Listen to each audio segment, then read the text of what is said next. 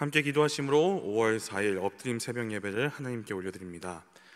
사랑이 많으신 하나님 아버지, 오늘도 우리를 이곳으로 불러주시고 하나님을 예배하게 하시는 은혜에 감사드립니다. 오늘 우리의 하루가 하나님을 예배함으로 가득한 하루, 하나님의 영광을 바라보며 기뻐함으로 가득한 하루, 하나님께 쓰임받아 뿌듯함을 느끼는 하루가 될 수 있도록 주님 인도하여 주시옵소서. 하나님, 특별히 간구하옵기는 우리에게 하나님을 향한 갈망을 허락하여 주시옵소서. 하나님의 얼굴 뵙기를 소망하는 마음, 하나님의 마음을 더 알아가고 싶은 마음, 하나님과 더 가까워지고 싶은 마음, 하나님의 말씀을 순종하기를 기뻐하는 마음을 허락하여 주시옵소서. 그 마음이 있을 때 우리는 죄에서 벗어나 하나님의 말씀 안에서 자유를 누리기 때문입니다. 우리를 위해 보혈 흘려주신 주님의 사랑을 힘입을 때 우리는 세상을 이길 수 있기 때문입니다. 주님, 우리에게 주님을 향한 갈망을 허락하여 주시옵소서. 우리를 사랑하사 죽기까지 사랑하신 그리고 다시 사신 우리 구주 예수 그리스도 이름으로 기도합니다. 아멘. 함께 찬송가 423장 먹보다도 더 검은 함께 찬송하시겠습니다.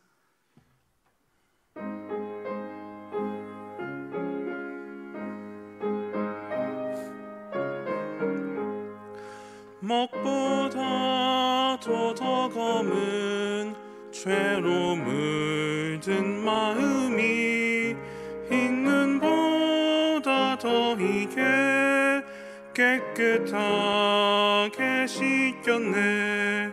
주의 보혈 흐르는데 믿고 뛰어나가 주의 은혜 내가 입어 깨끗하게 되었네. 모든 의심 걱정과 두려움이 사라져 슬픈 탄식 변하여 기쁜 찬송 되었네. 주의 보혈 흐르는데 믿고 뛰어나가 주의 은혜 내가 입어 깨끗하게 되었네. 세상 부귀 영화와 즐겨하던 모든 게 주를 믿는 내게는 분토만도 못하다. 주의 보혈 흐르는데 믿고 뛰어나가 주의 은혜 내가 입어 깨끗하게 되었네. 나의 모든 보배는 저 천국에 쌓였네. 주를 평생 자랑은 주의 십자가로다. 주의 보혈 흐르는데 믿고 뛰어나가 주의 은혜 내가 입어 깨끗하게 되었네. 아멘. 오늘 하나님께서 우리에게 주신 말씀은 민수기 19장 1절로 10절까지의 말씀입니다. 구약 227면 생명의 삶은 44페이지입니다. 이제 하나님의 말씀을 봉독합니다. 여호와께서 모세와 아론에게 말씀하여 이르시되 여호와께서 명령하시는 법의 율례를 이제 이르노니 이스라엘 자손에게 일러서 온전하여 흠이 없고 아직 멍에매지 아니한 붉은 암송아지를 내게로 끌어오게 하고 너는 그것을 제사장 엘르아살에게 줄 것이요 그는 그것을 징령 밖으로 끌어내어서 자기 목전에서 잡게 할 것이며 제사장 엘르아살은 손가락에 그 피를 찍고 그 피를 회막 앞을 향하여 7번 뿌리고 그 암소를 자기 목전에서 불사르게 하되 그 가죽과 고기와 피와 똥을 불사르게 하고 동시에 제사장은 백향목과 우슬초와 홍색 실을 가져다가 암송아지를 사르는 불 가운데에 던질 것이며 제사장은 자기의 옷을 빨고 물로 몸을 씻은 후에 진영에 들어갈 것이라. 그는 저녁까지 부정하리라. 송아지를 불사른 자도 자기의 옷을 물로 빨고 물로 그 몸을 씻을 것이라. 그도 저녁까지 부정하리라. 이에 정결한 자가 암송아지의 죄를 거두어 진영 밖 정한 곳에 둘지니 이것은 이스라엘 자손의 회중을 위하여 간직하였다가 부정을 씻는 물을 위해 간직할지니 그것은 속죄제니라. 암송아지의 죄를 거둔 자도 자기의 옷을 빨 것이며 저녁까지 부정하리라. 이는 이스라엘 자손과 그 중에 거류하는 외인에게 영원한 율례니라.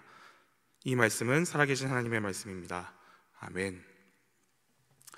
하루의 첫 시간을 엎드림 새벽 예배로 하나님께 드리시는 우리 안산제일의 모든 성도님들에게 하나님의 매일매일 새로운 은혜와 사랑이 가득하시기를 축복합니다.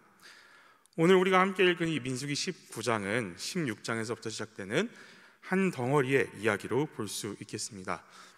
17장에서부터 19장까지의 내용은 16장에서 등장한 반역 사건으로 인해 흐트러진 이스라엘의 질서와 권위를 하나님께서 다시 회복시켜 주시는 장면들을 그리고 있습니다. 하나님과 백성 사이, 그리고 백성과 백성들 사이의 관계를 다시 세워주시는 것입니다. 올바른 관계 정립을 위해 취해진 일련의 조치들이 바로 17장부터 19장까지의 내용입니다.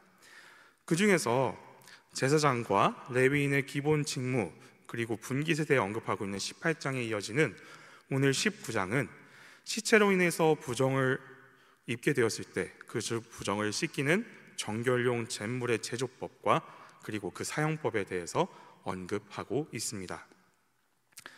정결용의 잿물의 제조법과 사용법은 16장에 등장한 반역 사건과는 전혀 관계없이 쥐어진 이야기처럼 보입니다. 마치 갑자기 사디비된 이야기처럼 보인다는 것입니다. 그런데 우리가 이 말씀의 범위를 16장에서부터가 아니라 조금 더 넓게 14장에서부터 가져가게 된다면 가데스 바네아에서 있었던 반역 사건과 함께 연관지어 생각해 볼 수 있게 되겠습니다. 그렇다면은 그 가데스 바네아에서부터 있었던 사건과 오늘의 말씀을 보았을 때 오늘의 말씀의 위치가 굉장히 적절한 자리에 있다는 것을 확인할 수 있게 되는 것입니다. 14장에 등장했었던 가데스 바네아 사건으로 정죄를 받은 출애굽 1세대들은 광야에 40년 동안 모두 죽도록 되어 있었습니다.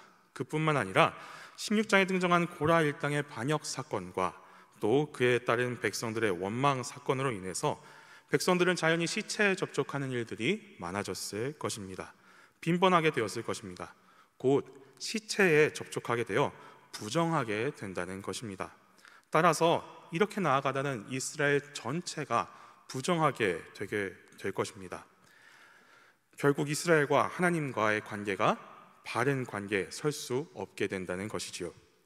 하나님과의 관계에서 바른 관계가 될 수 없다는 것은 무슨 말일까요? 어떤 것을 의미하는 것일까요? 하나님과 이스라엘 백성들의 관계가 어떻습니까? 하나님께서 이스라엘 백성들을 애굽에서 불러내셔서 그들을 출애굽시키셨습니다. 그들에게 내가 너희의 하나님이 되겠고 너희는 나의 백성이 되어라 말씀하여 주셨으며 하나님께서 이스라엘 백성들의 그 한가운데 그 성막에 거주하시는 것이 이스라엘과 하나님과의 관계입니다. 하나님과 그 백성이 함께 산다는 것입니다. 동거한다는 것입니다. 그래서 하나님은 이스라엘 백성들에게 하나님과 함께 거주하는 백성들은 이렇게 살아야 한다고, 하나님 없는 저 백성들과 다르게 살아야 한다고 어떻게 살아야 할지에 대한 방법들을 가르쳐 주신 것입니다. 그런데 그 관계가 깨어지게 되는 것입니다. 이스라엘이 하나님과 함께 거주할 수 없는 존재가 되어버리는 것입니다. 부정한 존재가 되는 것입니다. 거룩하지 못한 존재가 되는 것입니다. 하나님과 함께 거주하는 거룩한 백성이 하나님 없이 사는 다른 백성과 같아지는 것입니다. 이 이스라엘 백성들이 하나님께 무엇이라고 얘기했는지 14장 1절부터 4절까지는 이렇게 기록이 되어 있습니다. 온 회중이 소리를 높여 부르짖으며 백성이 밤새도록 통곡하였더라. 이스라엘 자손이 다 모세와 아론을 원명하며 온 회중이 그들에게 이르되 우리가 애굽 땅에서 죽었거나 이 광야에서 죽었으면 좋았을 것을 어찌하여 여호와가 우리를 그 땅으로 인도하여 칼에 쓰러지게 하려는가? 우리 처자가 사로잡히니 애굽으로 돌아가는 것이 낫지 아니하랴.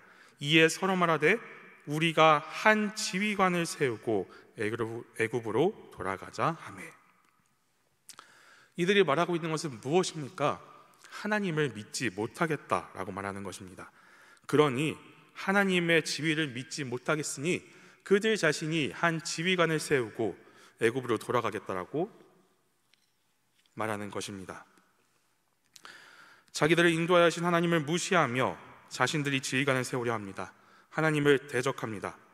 또 16장에서는 고라 일당이 이렇게 반역합니다. 16장 3절에 이렇게 기록되어 있습니다.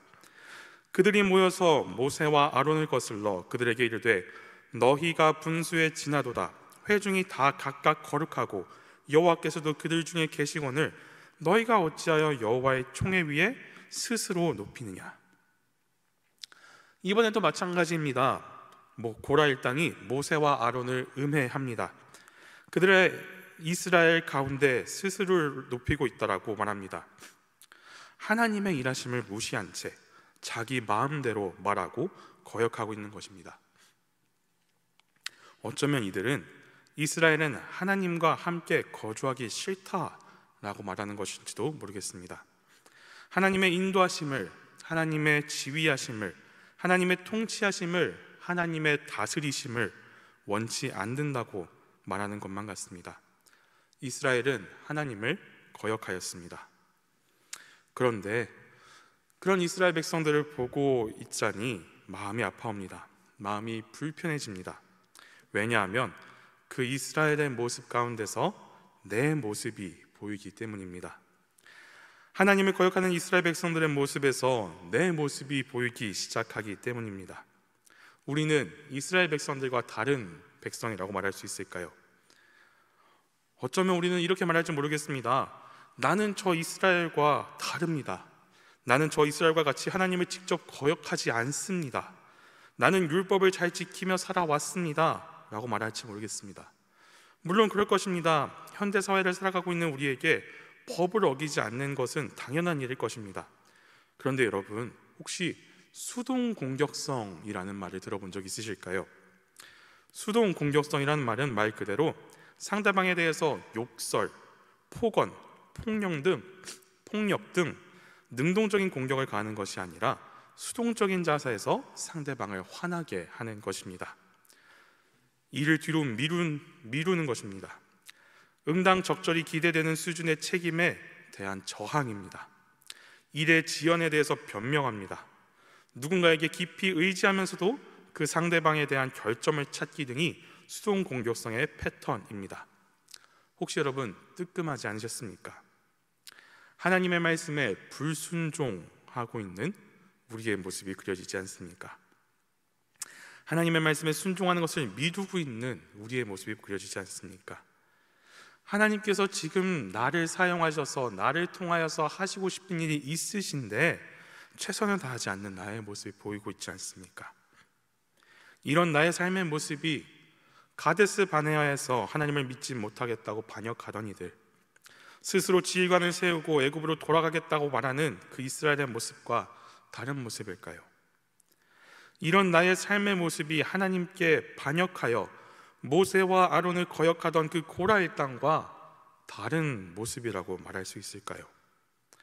하나님과 함께 거주하는 하나님의 백성인데 하나님과 함께 거주하지 않는 이들, 하나님의 말씀대로 살기보다 나의 원대로 살기를 고집하는 이들의 모습이 바로 오늘 우리의 모습이 아니겠습니까? 지금 내 앞에 있는 하나님의 말씀, 그 이스라엘의 예를 보면서도 끝까지 나의 삶의 태도를 고치지 않는다는 것은 우리가 말하고 있는 것 아닐까요? 하나님과 함께 살기 싫다, 하나님의 다스리심을 받기 싫다라고 말하고 있는 것은 아닐까요? 그런데 오늘 우리 하나님께서는 이스라엘 백성들에게 정결용 제물을 만드는 방법을 가르쳐 주십니다. 그 방법은 다음과 같습니다. 먼저 온전하여 흠이 없는 아직 멍에 매지 아니한 붉은 암송아지를 준비합니다. 제사장은 그 암송아지를 진영 밖으로 끌어냅니다. 그리고 그 앞에서 그 암송아지를 도살하게 합니다. 제사장은 그 암송아지의 피를 손가락에 찍고 회막을 향하여 7번 뿌리게 됩니다. 암송아지를 모두 불태웁니다. 가죽과 고기와 피와 똥 남김없이 모두 불태웁니다. 동시에 제사장은 백향목과 우슬조와 홍색실을 가져다가 그 불타고 있는 암송아지에 던져 넣습니다. 여기까지 일을 마친 제사장은 자기 옷을 빨고 물로 몸을 씻고 진영으로 돌아갑니다. 송아지를 불살한 자도 옷을 빨고 물로 몸을 씻고 진영으로 들어갑니다. 또 이어서 정결한 자가 암송아지의 죄를 거두어 진영 밖 정한 곳에 둡니다. 이 죄를 간직하여 두었다가 부정을 씻기는 물을 만드는데 사용합니다. 말씀을 준비하면서 여러 가지 연구를 계속해서 거듭했습니다. 주석도 찾아보고 원어도 찾아보고 굳이 왜 붉은 암송아지인가? 가죽과 고기와 피와 똥은 왜 모두 태우는가? 백향목과 우슬초와 홍색실을 함께 태우는 이유는 무엇인가? 또 이 일에 참여한 모든 자들이 저녁까지 부정한 이유는 무엇인가? 계속해서 연구했습니다. 좋은 해석들이 많이 있었습니다. 온전하여 흠이 없는 붉은 암송아지는 예수님을 예표한다. 진영 밖에서 죽은 붉은 암송아지처럼 예수님도 유대 공동체에서 쫓겨나 물과 피를 모두 쏟으시고 죽으셨다. 백향목과 우슬초와 홍색실은 피 그리고 생명을 상징한다. 죄를 없이 하기 위해서는 희생제사가 필요하다 등 수많은 좋은 해석들이 있었습니다. 그런데 제 마음속에 계속 한 가지 질문 한 가지가 남아 있었습니다. 계속해서 맴도는 겁니다. 하나님은 왜 이스라엘에게 정결용 제물을 만드는 방법을 가르쳐 주신 것일까요? 그 질문이 제 마음속에 계속해서 남아 있었습니다. 하나님은 왜 굳이 이들에게 붉은 암송아지에 대한 이야기를 전해주신 걸까요? 하나님은 그럴 필요가 없으신 분이십니다.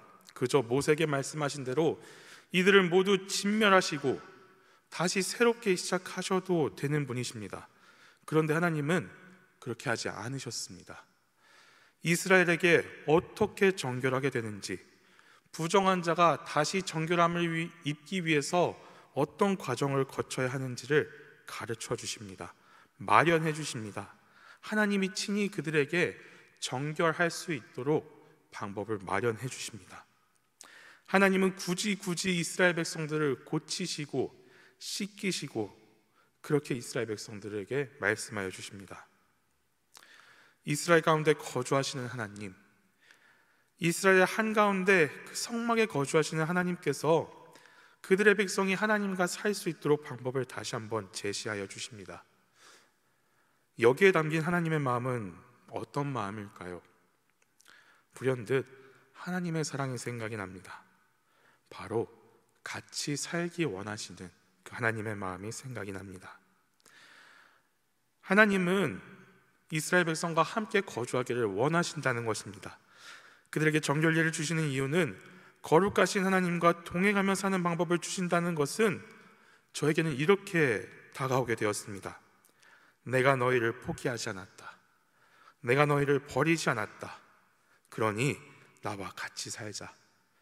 내가 너의 하나님이 되고 너는 내 백성이 되기를 바란다. 나는 너희를 버리지 않았다. 나는 너희를 포기하지 않았다. 하나님은 이스라엘에게 이렇게 말씀하십니다. 그리고 그 하나님은 또 오늘 우리에게도 동일하게 말씀하여 주십니다. 이스라엘에게 정결례를 가르쳐 주신 하나님께서는, 그들과 동행하시겠다고 말씀하시는 그 하나님께서는, 그들과 함께 살겠다, 동거하겠다라고 말씀하시는 그 하나님께서는 오늘 우리에게도 동일하게 말씀하여 주십니다. 나랑 같이 살자고, 나와 같이 살자고 하나님은 말씀하여 주십니다. 그 하나님의 마음을 생각해 보니 예수님께서 제자들과 함께 마지막으로 식사하셨던 그 자리가 생각이 납니다. 예수님은 그 몸과 피를 제자들에게 나눠주시며 약속하셨습니다. 하나님 나라에서 영원히 함께 살자는 약속을 허락해 주셨습니다. 그리고 예수님께서는 제자들에게 내가 너희가 머물 처소를 준비하러 하늘로 올라간다라고 말씀해 주셨습니다. 그 예수님 지금도 처소를 준비하시고 기다리고 계십니다. 우리가 하나님 나라에서 영원토록 함께 살기를 바라시며 그날을 기다리고 계십니다. 우리에게 그 길을 보여주셨습니다. 자기 자신이 길이요 진리요 생명이라고 말씀하여 주셨습니다. 예수님의 마음도 하나님의 마음과 같은 마음인 것입니다. 오늘 우리에게 같이 살자라고 말씀하여 주신 하나님이 계십니다. 그 하나님과 함께 사는 방법은 정결입니다. 붉은 암송아지째로 만들어진 그 잿물보다 더 뛰어난, 그것과는 비교조차 할 수 없는 그 예수님의 보혈을 힘입는 것입니다. 그 보혈로 정결함을 입는 것입니다. 우리 집으로 돌아가길 소망합니다. 오늘 내가 너무나도 멀리 떨어져 있다면 내 아버지 집, 우리 예수님 함께 하시는 그 집, 그 하나님 기다리시는 그 집으로 함께 돌아가기를 소망합니다. 그 십자가로 돌아갈 수 있는 저와 여러분 되기를 소망합니다. 어린 시절부터 입에 붙어서 되게 흥얼거리는 찬송가가 하나 있습니다. 나 주를 멀리 떠났다 이제 옵니다 라는 찬송가입니다. 이 찬송의 영어 가사가 이렇습니다. I've wandered far away from God. Now I'm coming home. The path of sin too long I've trod. Lord, I'm coming home. Coming home, coming home. Never more to roam. Open wide thine arms of love. Lord, I'm coming home. 주여 나를 받으사 맞아주소서. 나 집에 들어갑니다. 나 집으로 돌아갑니다. 이 찬양의 고백이 오늘 저와 여러분의 고백이 되기를 소망합니다. 우리 하나님 돌아오라고 말씀하실 때 그 하나님의 팔을 의지하여 그 예수님의 보혈을 의지하여 주님께 나아가는 저와 여러분 되기를 소망합니다. 함께 기도하시겠습니다. 사랑이 많으신 하나님 아버지 참 감사합니다. 오늘 우리에게 그 하나님의 마음을 말씀하여 주시니 참 감사합니다. 오늘 우리에게 하나님을 향한 갈망을 허락하여 주시옵소서. 하나님을 향한 갈망을 허락하여 주시사 하나님께로 돌아갈 수 있도록, 그 하나님의 나라로 돌아갈 수 있도록, 그 아버지의 집으로 돌아갈 수 있도록 오늘 우리를 인도하여 주시옵소서. 주님, 또한 오늘은 세례 입교 예식이 있는 날입니다. 아버지 하나님, 그 대상자들이, 그 후보자들이 모두 하나님께 나와 그 주님의 보혈을 힘입고 주님의 자녀가 되는 그 거룩한 시간, 그 기쁨의 시간에 하나님 함께하여 주셔서 그들을 팔로 끌어안아 주시고 그들을 주님의 자녀 삼아 주시옵소서.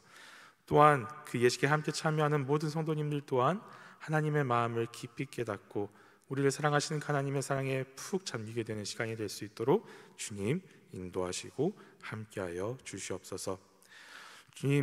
주님께서 사랑하시는 우리 허요한 담임 목사님 위하여 함께 기도합니다. 영육간의 강건함 허락하여 주시옵시고 주일에 말씀 선포하실 때 아버지 하나님께서 그 입술에 하나님의 말씀 허락하여 주시사 오직 하나님의 말씀만이 선포되고 또 그 말씀이 모든 성도님들의 마음 가운데 뿌리 내리고 열매 맺을 수 있도록 주님 인도하여 주시옵소서.